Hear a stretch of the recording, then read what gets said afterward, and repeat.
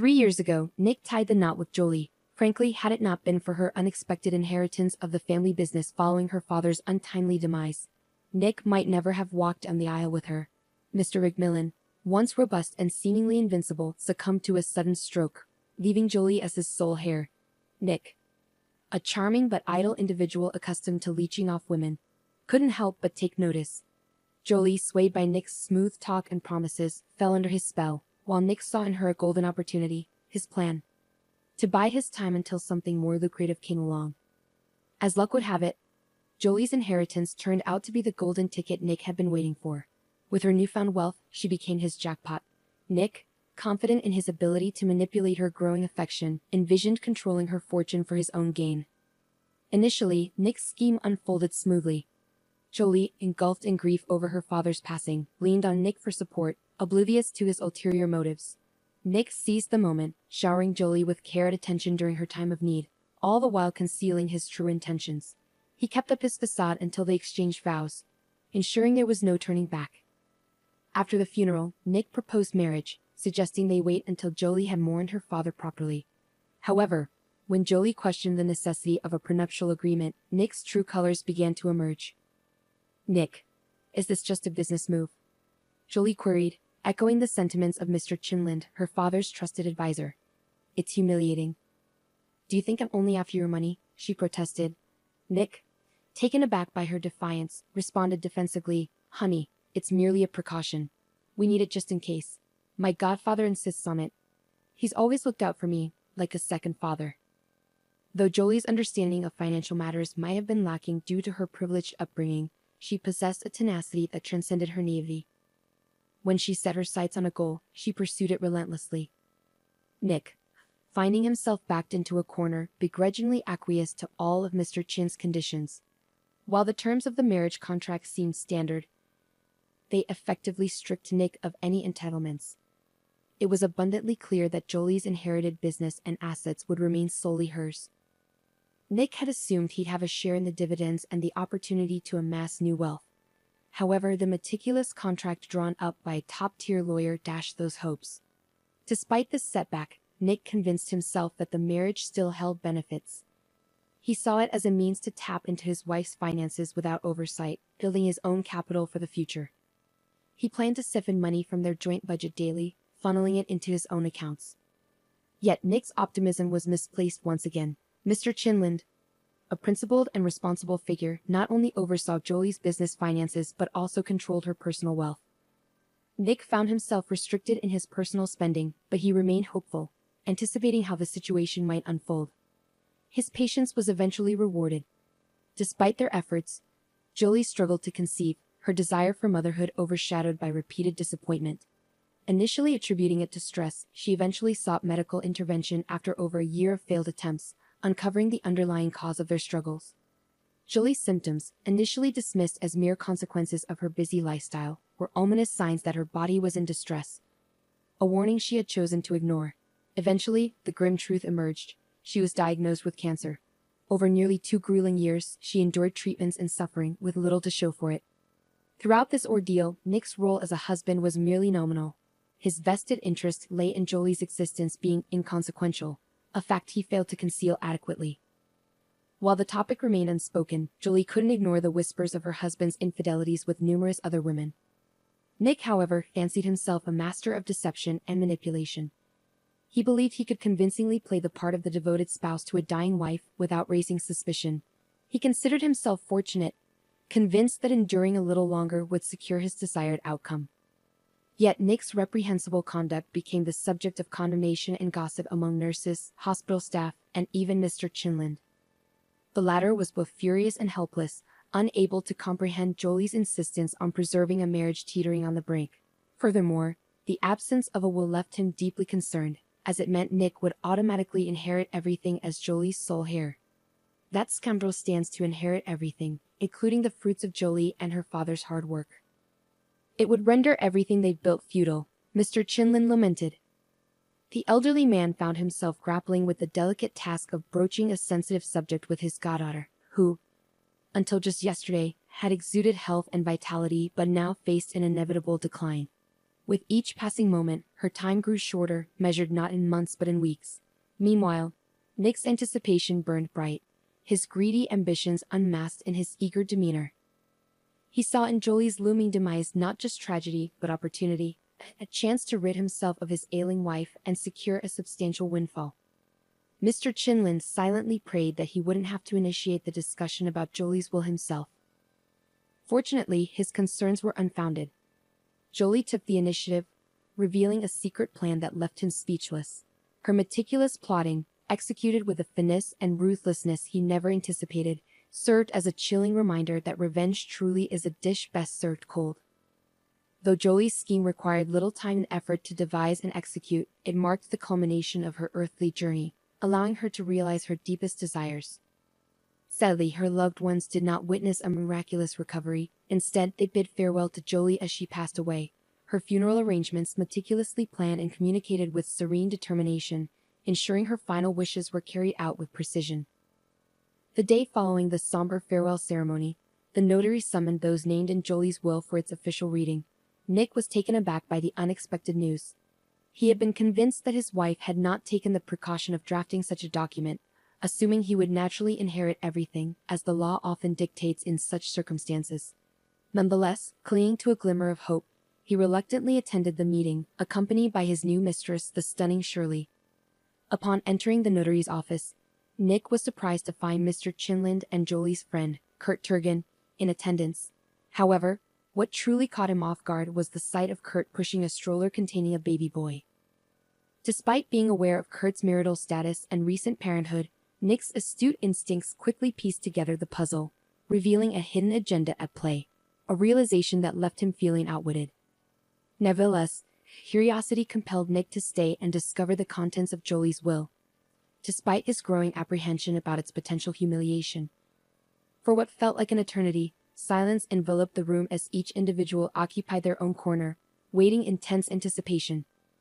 No further attendees arrived, leaving the notary to prolong the preamble, emphasizing the solemnity of the occasion and the honor of carrying out the deceased's final wishes.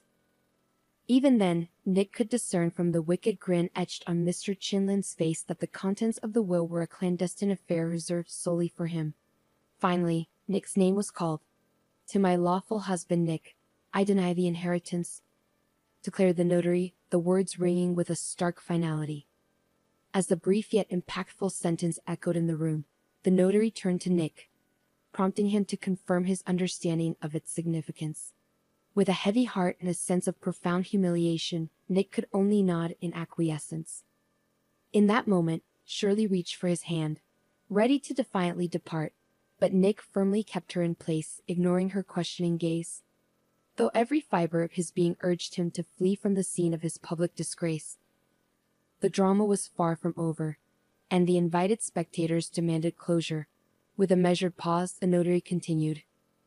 "I bequeath all my personal property to my only son, Robert Turgis, until he reaches adulthood. I appoint his father, Kurt Turgan, and Mr. Chinland as guardians and administrators of his estate," announced the notary, dropping a bombshell that reverberated through Nick like a devastating blow to the gut. The revelation of Kurt's paternity shattered Nick's patience, eliciting a shocked cry of disbelief. Yet, aside from Nick and Shirley, the revelation elicited no surprise from the assembled witnesses. "Is the boy Jolie's biological child?" Nick's voice trembled as he gasped for breath, his words punctuated by desperation. "Yes, Robert is the biological son of Jolie and Kurt," Mr. Chinland confirmed, his tone resolute. "She hasn't been pregnant in the last 2 years. It's impossible." Nick grasped at straws, though he knew all too well that modern science had rendered pregnancy unnecessary for parenthood. "The marvels of medical progress never cease to amaze," Mr. Chinland remarked, observing the unfolding scene with a mix of pity and detachment. For Kurt, the memories of 2 years prior flooded back, a chilling reminder of the moment he learned of his best friend's grim prognosis.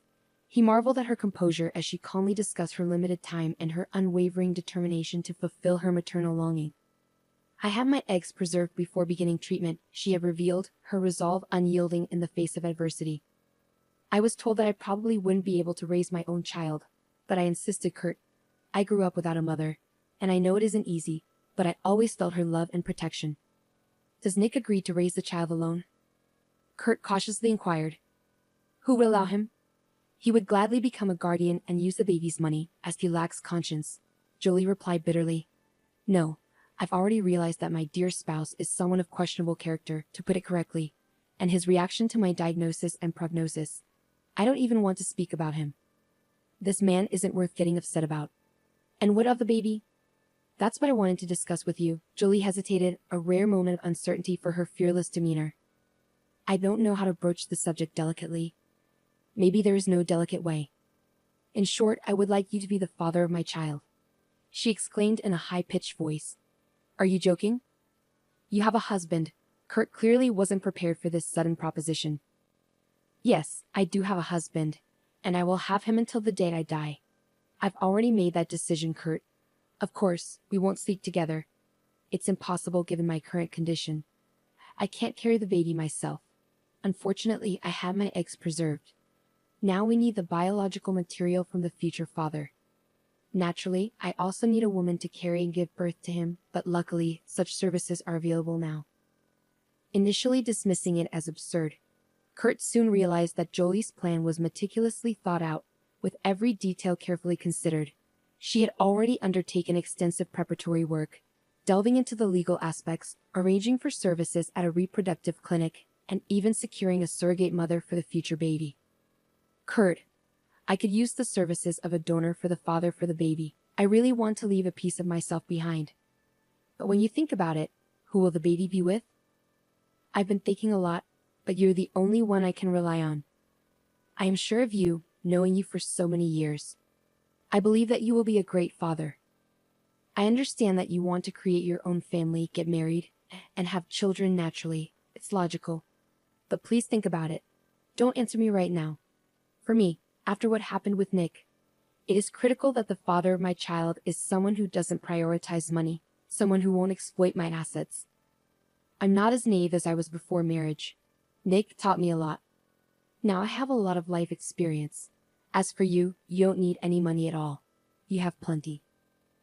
My father has the money, Kurt interjected, correcting Jolie's line of reasoning for the first time. You know you're going to get it.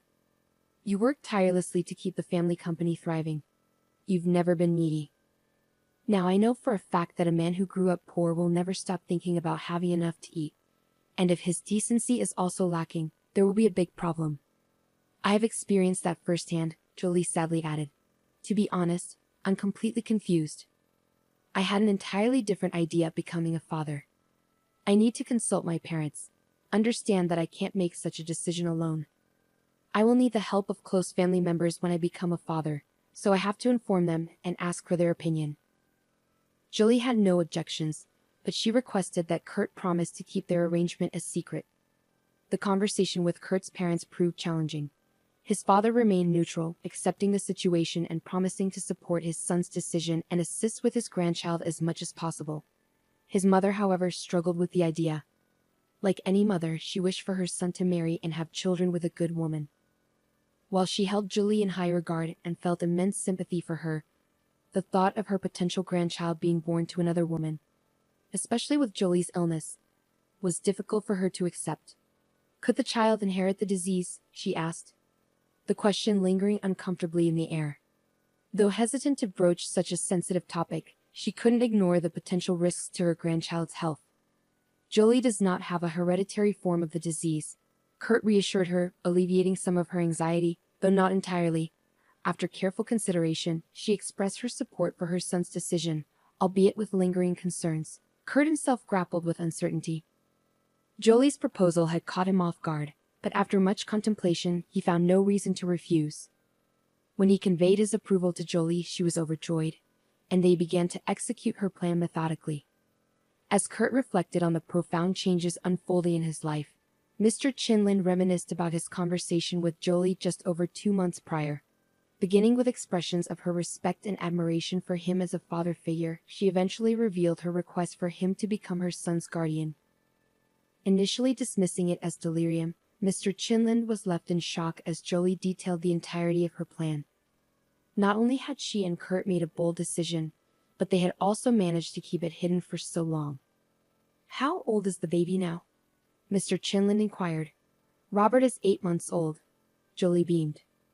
You both truly know how to surprise, Mr. Chinlin remarked, still reeling from the shock. I don't want Nick to find out about the child until after I'm gone. He'll only learn of it when my will is read. It's already been drawn up and is in the hands of the notary. However, there's one aspect we still need to address. Robert will only have one legal guardian. Upon reevaluating many aspects of my life, I've decided not to leave anything to chance. Kurt has parents, so if anything were to happen to him, Robert would go to them. But I want you to have legal rights as well, just in case. With his keen understanding of people, the elderly man recognized the potential danger in confronting Nick directly, even though Jolie's husband undoubtedly deserved such treatment. In the hushed atmosphere of the notary's office, everyone was lost in their own thoughts. It was clear to see that Nick was cursing Jolie in every possible manner. People like him often fail to grasp that their own actions may have provoked such responses. Introspection of that kind is often too complex for individuals like him. Why bother looking for faults within oneself? Strangely enough, it was Shirley who broke the silence. She attempted to guide her lover out by the elbow, but Nick had no intention of leaving, feeling compelled to voice his grievances. Are you certain I'm entitled to nothing? No obligatory share or whatever it's called? I am her husband after all. Nick's voice rose in protest. As per the will, you're not listed among the beneficiaries entitled to an obligatory share of the inheritance. Furthermore, I've meticulously reviewed your marriage contract. Its contents are enclosed here. The notary indicated the hefty folder before him with a firm tap. You have slim chances even with a legal challenge, though you naturally retain the right to pursue such action. I'll contest it. Who is this illegitimate child anyway? And who's to say he's really her son? Nick's outburst escalated, oblivious to the weight of his words. Kurt struggled to contain his anger, fighting the urge to strike the arrogant man. Even the typically composed Mr. Chinlin flushed with indignation. Only the notary remained as composed as ever, treating the situation as just another day at the office, unfazed by the drama unfolding before him. Can I see? Nick demanded to examine the evidence. No. You're only entitled to review the portion relevant to you. All other documents, particularly those concerning the child, can only be disclosed with the parent's consent. Naturally, the notary clarified. I do not consent, Kurt interjected firmly. So, access to those documents would only be possible through a court proceeding if the court deems it necessary to request them. That was the breaking point. Nick stormed out of the office, slamming the door behind him, determined not to let the matter rest. His mistress, however, bid farewell politely and exited quietly, closing the door behind her. Does it matter that he didn't sign the will? Mr. Chinlin inquired of the notary. There are many like him. It's merely a formality, the notary reassured him. It's almost comical if it weren't so tragic. I still can't fathom how Jolie got mixed up with him. Mr. Chinlin mused aloud, his thoughts lingering in the air as a rhetorical question. With the required paperwork swiftly signed and hands shaken, Mr. Chinlin assisted Kurt in settling little Robert into the stroller. Would you care to join us? I could use some fresh air, and it's good for the baby, Kurt invited. Certainly, I'll join you for a while. They walked in silence, the gentle rustle of the stroller wheels providing a soothing backdrop. Do you think Jolie would approve of how I'm handling everything? Kurt finally voiced the question that had been weighing on his mind. I'm certain she would. You're proving to be a remarkable father, and the bond between you and Robert is undeniable, Jolie's godfather reassured him. Truth be told, there's something that's been nagging at me. You know, I have a feeling Jolie mentioned to you that I had advised against what transpired at the notary's office, Mr. Chinlin brought up. Are you referring to the whole debacle with the will and Nick finding out about Robert? Mr. Chinlin nodded in acknowledgement.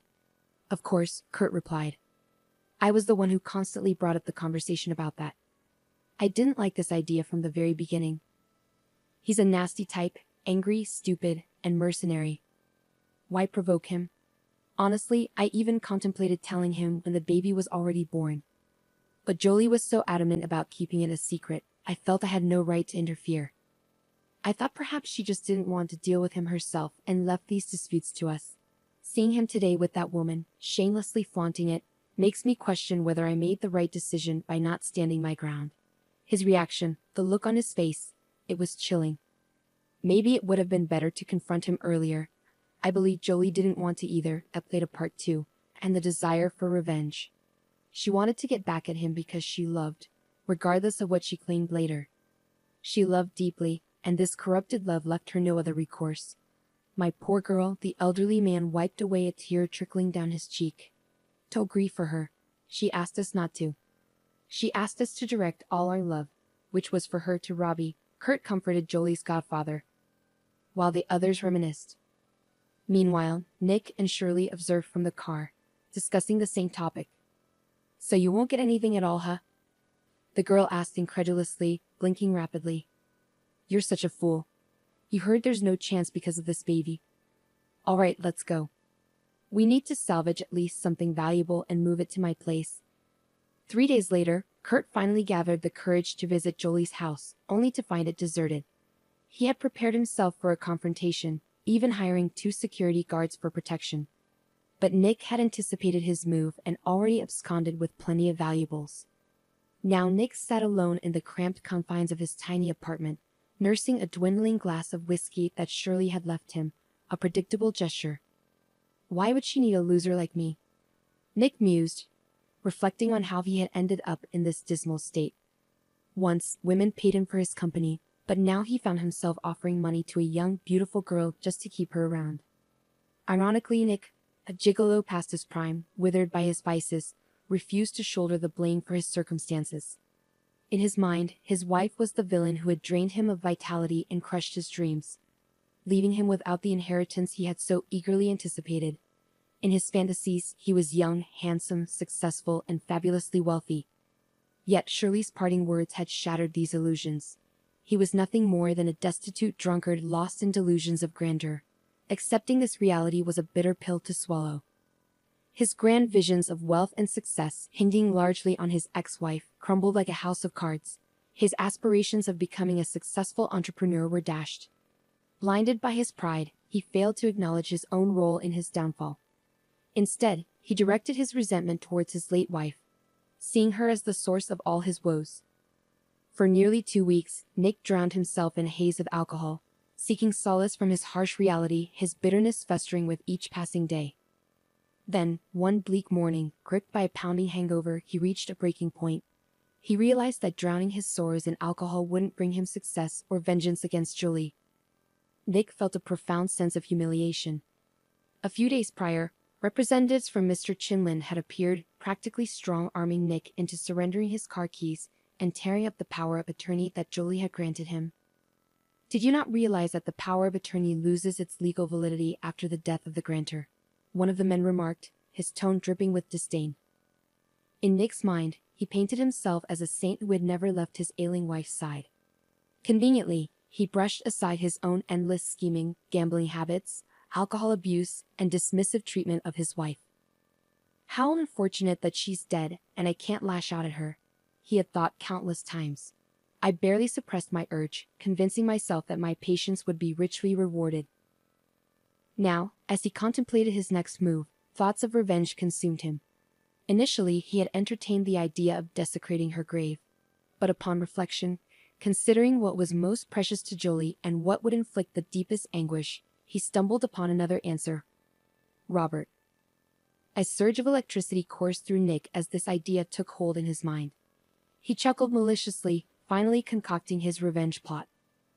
While many details needed ironing out, he had settled on one crucial point: he would not harm Robert. What's a mother's worst nightmare? Not being able to protect her child in times of trouble. That's precisely the fate he planned for. His imagination was ablaze with a simple yet sinister plan: to abduct the baby, whisk him away to a distant location, and abandon him at an orphanage. After a week of dwelling on thoughts of revenge, Nick found solace and satisfaction in his fantasies, if one could call them that. He hadn't smiled like this in ages. Granted, the grimace he wore might have been unsettling to some, but Jolie's husband cared little for appearances. In fact, you could say he was elated as he meticulously plotted every detail. He reveled in a sense of euphoria. Although his target was out of sight, Nick savored the mental image of Jolie's anguish at her inability to protect her child. Once he had outlined his plan in theory, Nick shifted his focus to practicalities. He needed to gather intelligence on Robert's movements and the people he encountered outside the house to pinpoint the perfect time and place for his crime. Having known Kurt well in the past, and even having visited his parents' house, Nick was aware of their affluent suburban community and its heightened security. As he delved deeper into his scheme, he became acutely aware of the obstacles he would face. He couldn't predict how long he'd spend surveilling from the cover of the forest, peering through binoculars, studying the child's routines and activities. Was the risk worth the reward? Without a doubt, Nick reasoned with himself. His mental state had deteriorated significantly since the reading of the will. "She destroyed my life, and I'll destroy her child's," he muttered maliciously. In his twisted fantasies, Nick envisioned himself as a wealthy heir living off the state's provisions, while his deceased mother looked on from the afterlife, bearing the weight of blame for his misdeeds. His laughter echoed with malice, a chilling sound that would have alarmed any bystander with a shred of empathy. But history does not entertain what-ifs, and Nick was left unchecked in his pursuit of his dark ambitions. Once he set his mind on a goal, no matter how sinister, he pursued it relentlessly to its conclusion. For 2 full days, Nick didn't just watch but meticulously prepared the groundwork for his scheme. He scoured the entire area, seeking the perfect vantage point that would afford him an unobstructed view of the settlement, particularly the Turgis household, while keeping him concealed. He poured all his energy and time into finding the ideal spot, ensuring it met his stringent criteria. Day after day, he rose with the dawn, immersing himself in surveillance at the cottage settlement until nightfall. With binoculars in hand, he meticulously documented every movement, noting arrivals and departures with unwavering diligence. Through his observations, Nick learned that the child was under the care of Kurt's grandmother and a nanny. Both Kurt and his mother were unsuitable targets for Nick's plans. It would recognize him immediately. Nick had no intention of facing consequences for his actions. Anticipating police inquiries, he aimed to deflect suspicion away from himself. Thus, he identified the nanny as the target of his scheme. She followed a predictable schedule, walking with Robert along familiar routes at set times. Luck seemed to smile upon Nick when, on a Wednesday, the nanny ventured beyond the settlement's secured confines for a daytime stroll with the sleeping baby. She followed a forest path to a clearing where she met another nanny from a neighboring settlement, her laughter carrying through the air. Recognizing an opportunity, Nick decided to limit his visits to the settlement to Wednesdays, minimizing the risk of drawing attention to himself. His plan was meticulous, akin to a well-oiled machine. Each Wednesday, like clockwork, the nanny ventured into the forest. For 4 consecutive weeks, Nick observed this routine, ensuring its consistency. As the 4th Wednesday approached, he knew the time had come to execute his sinister plan, confident in its precision and success. He acquired a potent stun gun from a local market, exchanging cash to evade detection. Every aspect of his plan was meticulously arranged to minimize the risk of capture. Securing an old car, he appropriated license plates, ensuring they were affixed inconspicuously. He strategically positioned the vehicle for a swift getaway, yet far enough to evade suspicion. Disguising his appearance was paramount, taking precautions to obscure his features and physique to evade identification. Obsessed with thoughts of kidnapping, he became consumed by them, even dreaming of the deed in vivid detail. As the fateful day drew near, he shed nearly 7 kilograms, a physical manifestation of his preoccupation. A haunting aura of neurosis and fixation began to manifest in his countenance, a visible testament to his unraveling psyche. On the appointed Wednesday, he parked in his chosen spot, his nerves taut with anticipation. As he spied the nanny guiding the stroller down the path, a tremor of apprehension coursed through him. The meticulous planning had insulated him from the grim reality of his impending actions. He was poised to confront a stranger, to assault her with a stun gun, and to wrest the child from the safety of the stroller, all in a desperate bid to enact his vengeful scheme. Reality shattered his preconceived notions, starkly contrasting the simulated scenarios of his imagination. Here, everything was palpably real. The unsuspecting woman, the innocent child nestled in the stroller, his gaze filled with innocent wonder. Nick was not inherently predisposed to violence, but his festering animosity towards Jolie propelled him across the threshold of moral restraint. Approaching the nanny, he forcefully pushed her away from the stroller, causing her to stumble and fall. He then unleashed the taser's jolt upon her, rendering her unconscious with a single shock. With trembling hands, he moved to extract the child from the confines of the stroller, his heart racing with adrenaline-fueled urgency. Yet, his meticulously crafted scheme was abruptly derailed. As he leaned down to undo the child's restraints, a sudden blow struck his head, sending him reeling to the ground in a dizzying haze of confusion. The next thing Nick knew, he found himself subdued by an elderly man standing over him, scolding Nick while deftly binding his hands. Nick's consciousness slipped away once more. It turned out that the mysterious figure was none other than Mr. Mayo, a respected gamekeeper renowned in the nearby elite communities. His guardhouse, nestled inconspicuously amidst dense foliage, overlooked a clearing frequented by nannies from neighboring settlements, unbeknownst to Nick on that fateful day. Mr. Mayo had been returning from a local errand when he caught sight of suspicious activity. "I spotted someone, cloaked in black despite the morning heat, stationed as a lookout. I decided to observe and investigate," he recounted later to the police. With years of experience navigating the forest, Mr. Mayo adeptly maneuvered without disturbing the wildlife. "I concealed myself behind a tree, keeping vigilant watch. Suddenly, I witnessed a man assaulting a woman, knocking her to the ground. Initially, I feared for her safety, but it became clear he was targeting the child. Acting swiftly, I intervened, striking him with a makeshift cudgel I had prepared," Mr. Mayo elaborated. "Exceptional work, Mr. Mayo. You've become a local hero." "The press is eager to speak with you," remarked one of the officers. "No. I prefer to stay out of the limelight. That's not my style." Mr. Mayo declined, quietly retreating to his abode via a circuitous route to evade pursuit. He considered his actions nothing out of the ordinary, believing anyone would have done the same in his position. "How could I stand by when those in need of protection were in harm's way?" he reflected. A few hours later, Kurt arrived at Mr. Mayo's house, gratitude pouring from his words. "I'm the father of the boy you saved today. He's a resilient kid. Once I held him, he settled right down. Such bravery and intelligence in those eyes. We're deeply thankful you were there when it mattered." "We can't express our gratitude enough," Kurt expressed, his voice laden with emotion after a tumultuous day. "Is there any way I can repay you?" Kurt inquired earnestly. Mr. Mayo waved off the notion with a humble smile. "No need for thanks. When a child's safety is at stake, there's no hesitation," he replied, genuinely touched by Kurt's appreciation. Yet Kurt persisted, wanting to show his gratitude. "If you insist, perhaps a new hunting suit and some provisions for my dog?" "Consider it done. But may I ask, was your intervention motivated by money?" Mr. Mayo's curiosity prompted him to pose the question. "Oh, sadly, it's much more complicated than that," Kurt replied, his voice tinged with regret. Mr. Mayo listened attentively, prompting Kurt to share further details of their tumultuous past.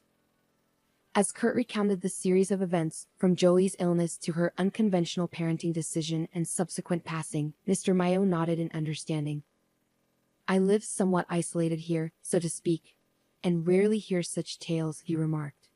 Kurt elaborated on Nick's motivations, highlighting the investigator's insight that Nick's actions were driven not solely by greed, but by a deep-seated desire for revenge. "He was consumed by it," Kurt explained. Relieved to share the complexities of the situation with an impartial listener, Kurt pondered aloud, questioning if their actions had driven Nick to the brink of madness and revenge. "If it were just about himself, I wouldn't suffer such reflexivity. But everything he and Jolie did ultimately revolved around their son," Kurt reflected.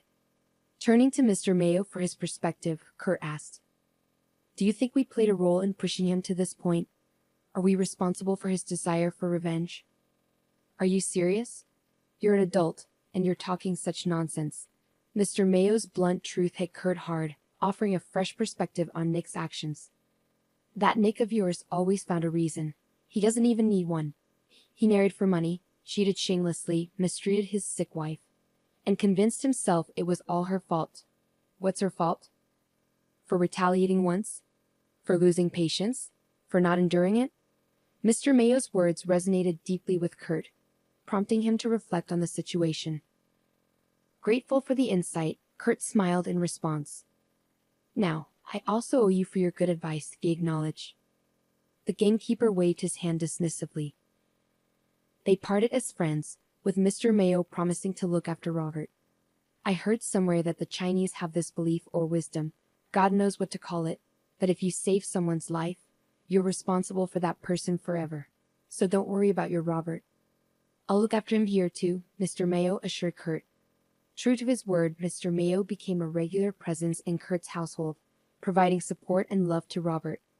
Meanwhile, Nick was sentenced to several years of imprisonment, bringing a sense of relief to Kurt's family. Life gradually returned to normal, with Mr. Chinlin continuing to fulfill his duties as Robert's guardian. Kurt found companionship in a single mother whose daughter attended the same kindergarten as Robert. Their children quickly became friends, sparking hope in Kurt's parents for his personal happiness. Despite moving forward, Kurt remained dedicated to honoring Jolie's memory. He regularly spoke to Robert about his mother, sharing photos and videos to ensure her presence was never forgotten. He reassured the boy that his mother's love would always surround him, even in her absence.